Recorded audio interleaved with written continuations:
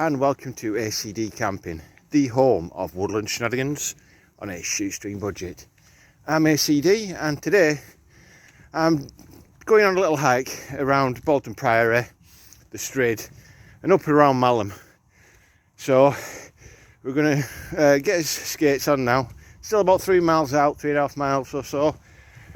So I'll catch you there.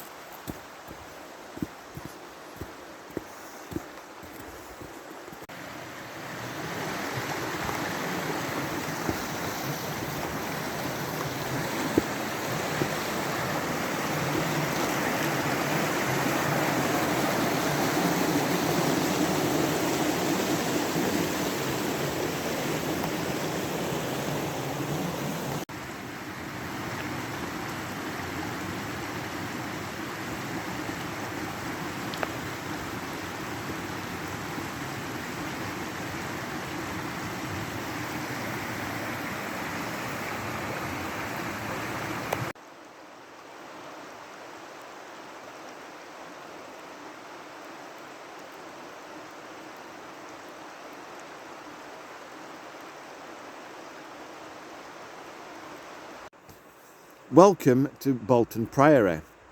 Legend has it that in or around 1154, the son of the owner of Skipton Castle at the time, William de Remilly, tried to jump across the Strid with his dog, but unfortunately he was dragged under the water. Now, this is an urban legend, maybe true, maybe not. But his mother, Lady Alice de Romilly, gifted the grounds of Bolton Abbey to some Augustine monks with the provision that they were to pray for her son. This legend is depicted in the William Wordsworth poem of 1815, The Force of Prayer. The Augustine or black monks, so called after their robe colour, were a Catholic order from Ireland who decided to establish a small community in Skipton around 1120. They moved to the village of Emse, and they were soon accepted by neighbouring villages, and some even worshipped at the Priory. This area is home to many flora and fauna, including roe deer, otters, kingfishers and greater spotted woodpeckers. It's one of the largest areas of acidic oak trees in Yorkshire. Strid Wood was opened to the public in 1810 by the 6th Duke of Devonshire and Reverend William Carr to the public. Some little tidbits of information now that you may find interesting about Bolton Priory. It was in the early 14th century, Scottish raiders caused it to be temporarily abandoned due to damage. It's built in the Gothic style. This is a kicker for whoever built this thing. It was still being built in 1540 when, in January of that year, the dissolution of the monasteries ordered by King Henry VIII resulted in the termination of the priory, all except the nave, which was used as a parish church for some time after. The parish church was called St Mary's and Cuthbert's Parish Church. The nursery rhyme, Hey Diddle Diddle, is said to originate here when a prior named Moon was tricked by some locals into buying some cattle. The stepping stones that you saw earlier, they were the only way for the monks to traverse that little stream back in the day, and just by looking at that and thinking that wearing their cowls and their monks' outfits, it must have been very daunting. And finally, a little bit of pop trivia for you.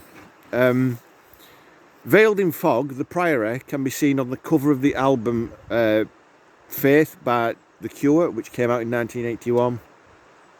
So there's your facts for the day. One last look at the Priory, and then we're heading off into the great unknown.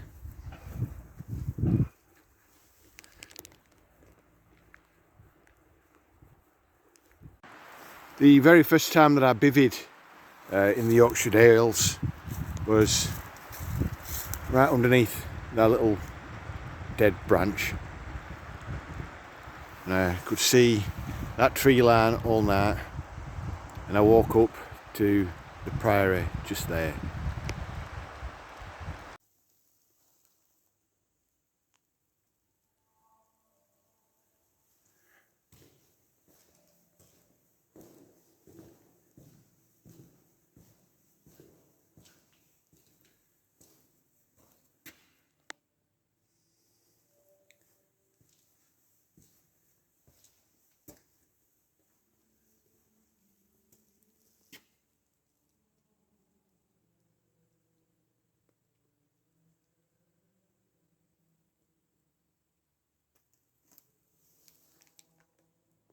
A little look at the other side of Bolton Priory now.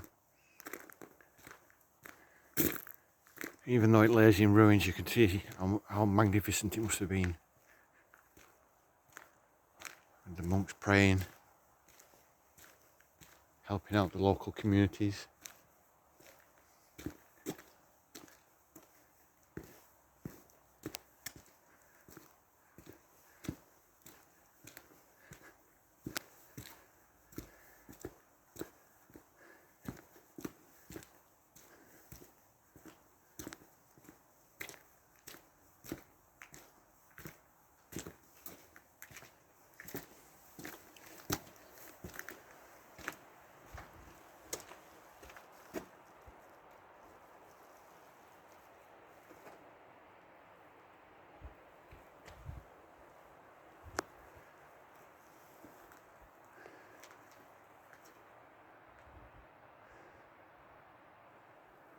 Magnificent building.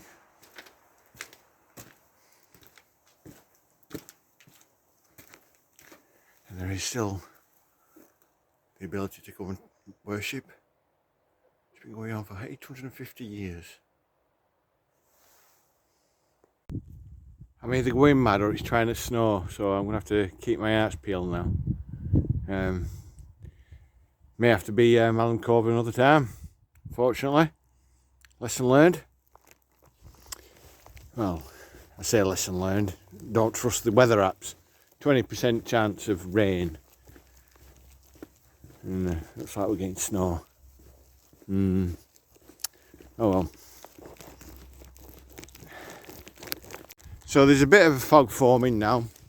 I'm going to have to make my way back to MC, find somewhere to bed down there for the night, and then take it from there in the morning. I may have to go and do Malham at some other day. As darkness descends, so does a veil of fog. Beginning to look quite creepy now. I'm making my way back to MC, and then taking it from there. Depending on how bad this weather gets, because it looks like it's trying to start to snow as well. I may have to postpone Malham for the time being. There's always another day, and that's all part of the fun of hiking. Sometimes you have to change your plans at the last minute, but it does give me a great opportunity to give a quick review of this Asda brand headlamp. It's got, I think I bought it maybe a year and a half ago, and I had it at the bottom of a bag and almost completely forgot about it, but I was really clear out, and I thought I'll bring it out with me today. It's quite interesting. It's got a couple of cool features. There's a button on the top that, let me just find it. There we go. It has a dim setting, a bright setting, and 2 red night settings. I don't know if you can make it out on there, but let me just try and see if I can flip this around. There we go. There we go. That's off. That's the bright setting. Dim. Red for map reading late at night, so you don't disturb other people. And then a warning light, hazard light, so you can be seen by rescues if needs be. I think it were about £8, if I remember correctly.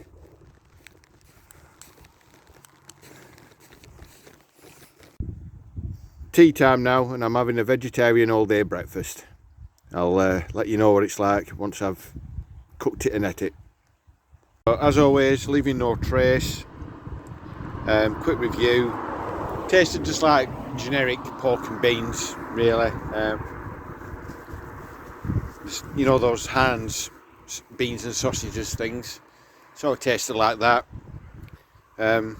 Yeah, quite filling. Nothing to write home about, really. Back in Skipton now. On the plus side, it were a nice 7-hour walk. Shame I didn't get a chance to do Malham, but the weather had other plans for me. Oh well. There's always next time though. Always next time. Onwards and upwards. Still early doors in the year.